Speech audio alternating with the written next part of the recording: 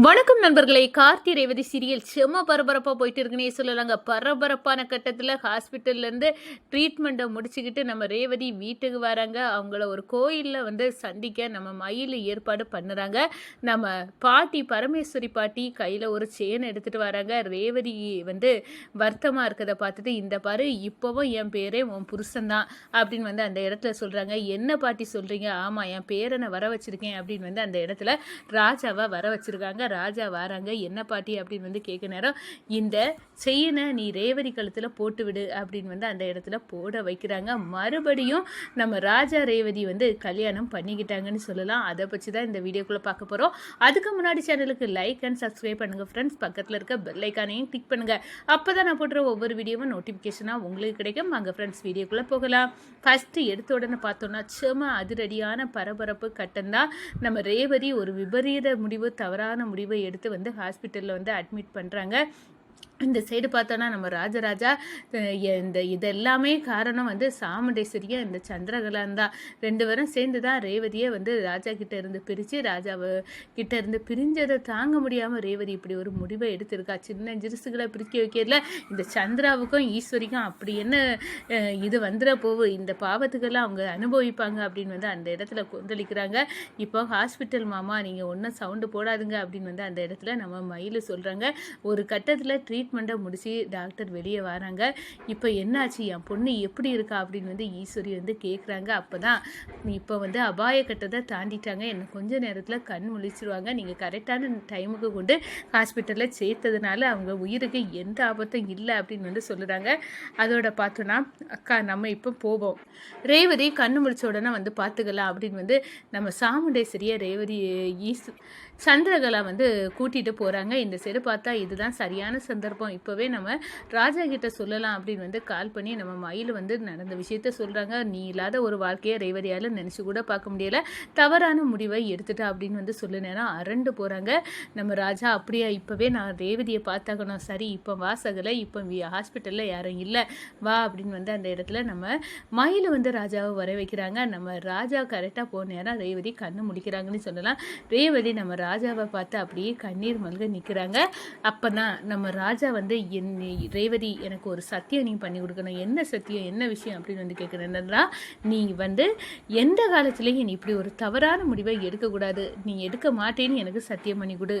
ரேவதி கண் கலங்கி பார்க்குறாங்க. நீ இல்லாத ஒரு வாழ்க்கையை என்னால் நினச்சி கூட பார்க்க முடியாது அப்படின்னு அந்த இடத்துல இருக்காங்க. அப்போ தான் சத்தியம் பண்ணு ரேவதி, என்ன பார்க்குற நீ பண்ணு, நீ எனக்கு எவ்வளோ முக்கியம்னு எனக்கு தெரியும் அப்படின்னு அந்த இடத்துல சொல்கிறாங்க. அதோட நம்ம ரெண்டு பேரும் சேரக்கூடிய காலம் கண்டிப்பாக வரும், நம்ம ரெண்டு பேரும் சேருவார் ரேவதி, அந்த நம்பிக்கை எனக்கு இருக்குது. அத்தைக்கு உண்மையெல்லாம் தெரிய வரும், முத்துவேல் தான் உங்கள் பாட்டி சாவுக்கு காரணம், எங்கள் பாட்டி இல்லை அப்படின்னு தெரிஞ்சுக்கிடுவாங்க அப்படின்னு அந்த இடத்துல சொல்லிக்கிட்டு அப்படியே நம்ம ரேவதி கிட்ட சத்தியம் கேட்குறாங்க. ரேவதியை சத்தியம் வைக்கிறாங்க. இந்த சைடு பார்த்தோன்னா, நீக்கு வருத்தப்படாத, எப்போனாலும் நான் உன்னை பார்க்க தயாராக தான் இருக்கேன், கூடிய சீக்கிரம் நம்ம ரெண்டு குடும்பமும் ஒன்று சேர்ந்துடும், அந்த நம்பிக்கை எனக்கு இருக்குது அப்படின்னு அந்த இடத்துல நம்ம ராஜா சொல்லுறாங்கங்க. அது பிறகு கொஞ்ச நேரத்தில் டாக்டர் பார்த்துட்டு இப்போ க்யூர் ஆகிட்டாங்க, கண்ணு முழிச்சிட்டாங்க, இனி வீட்டில் வச்சே இவங்கள பார்த்துக்கிடலாம் அப்படின்னு சொல்கிறாங்க. ஹாஸ்பிட்டல்லேருந்து நம்ம ரேவதி டிஸ்சார்ஜ் ஆகி வீட்டுக்கு போகிறாங்க. இந்த சைடு பார்த்தோன்னா, இப்படி ஒரு முடிவை என் பேத்தி எடுக்கிறதுக்கு இந்த சாமுண்டேஸ்வரி தான் காரணம், ஆனால் நான் என் பேரனையும் பேத்தியும் அப்படியே விட்டுட்டு போக மாட்டேன், அவன் மனசு வேணா கல்லாக இருக்கலாம், எனக்கு என் பேத்தி வாழ்க்கை முக்கியம் அப்படின்னு அந்த இடத்துல ஒரு அதிரடியான முடிவை நம்ம பரமேஸ்வரி பாட்டி எடுக்கிறாங்க. ஒரு செயினை வாங்கிக்கிறாங்க. இதை நான் எப்படியாவது பேசி நான் ரேவதியை கோயிலுக்கு வர வைக்கணும், அவள் கோயிலுக்கு வர நேரம் இந்த செயினை கொடுத்து ராஜா கையில் கொடுத்து ரேவதிக்கு கழுத்தில் போட்டு விடணும், அவங்க ரெண்டு பேரும் மறுபடியும் கணவன் மனைவி அப்படின்னு ஒரு பந்தத்துக்குள்ளே நான் கொண்டு வருவேன் அப்படின்னு அந்த இடத்துல நம்ம பரமேஸ்வரி பாட்டி ஒரு ஸ்கெட்சை போடுறாங்க. க்யூர் ஆகி அடுத்த பிறகு நம்ம ரேவதியை சந்திக்கணும் அப்படின்னு மயிலுக்கிட்ட தகவல் சொல்கிறாங்க. எப்படியாவது ரேவதியை கோயிலுக்கு வர வைக்கணும், நீ கோயிலில் நாங்கள் ரேவதியை பார்த்து பேசணும், ஏற்பாடு பண்ண மயில் அப்படின்னு சொல்லுனேன்னா, சரிங்க பாட்டி நான் பண்ணிடுறேன் அப்படின்னு நம்ம ரேவதியை பார்த்து சொல்லுறாங்க. இந்த பாரு ரேவதி, நீ கோயிலுக்கு போகணும் அப்படின்னு அந்த இடத்துல ஏற்பாடுகளை பண்ணி வைக்கிறாங்க நம்ம மயில். நம்ம ரேவதியும் கோயிலுக்கு போகிறாங்க. அதே நேரத்தில் நம்ம பரமேஸ்வரி பாட்டியும் அங்கே வந்திருக்காங்க. அப்போ தான் ரேவதியை பார்த்து, நீ எவ்வளோ பெரிய மன வருத்தமான முடிவில் நீ தவறான முடிவை எடுப்ப ரேவதி, உன் கஷ்டம் எனக்கு புரியுது.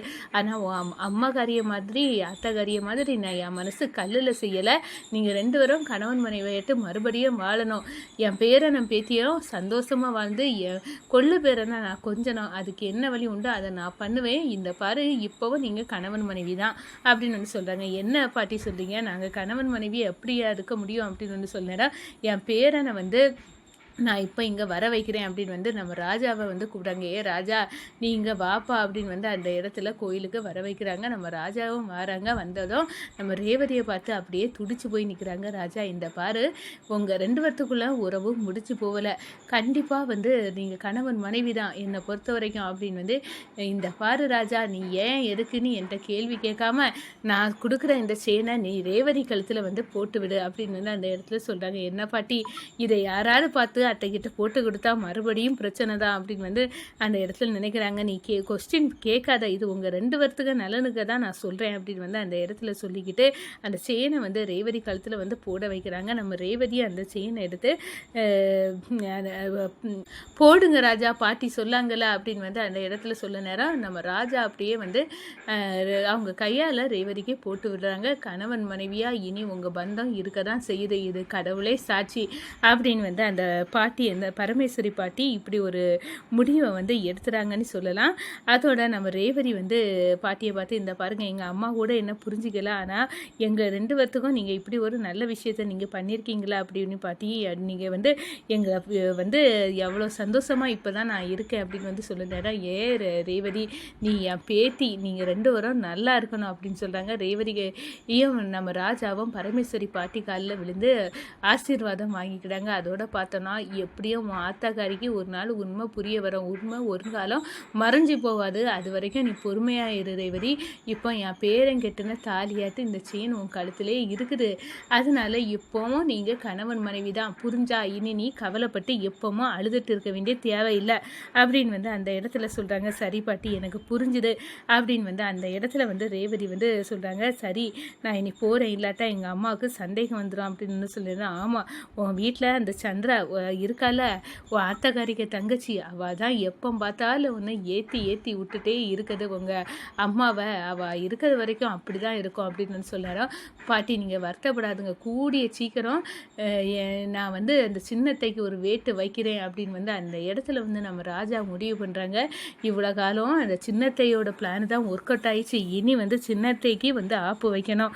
என்னோட பிளான் தான் இனி வந்து வெற்றியில் முடியும் அப்படின்னு வந்து அதிரடியாக நம்ம சந்திரகலாவுக்கு ஆப்பு வைக்கணும். சந்திரகலாவை சாமுண்டேஸ்வரி கழுத்தை குத்தி வெளியே தள்ளணும். அதுக்கு என்ன வழி உண்டோ அதை பண்ணுவோம் அப்படின்னு வந்து அந்த இடத்துல முடிவு பண்ணுறாங்கங்க நம்ம ராஜா.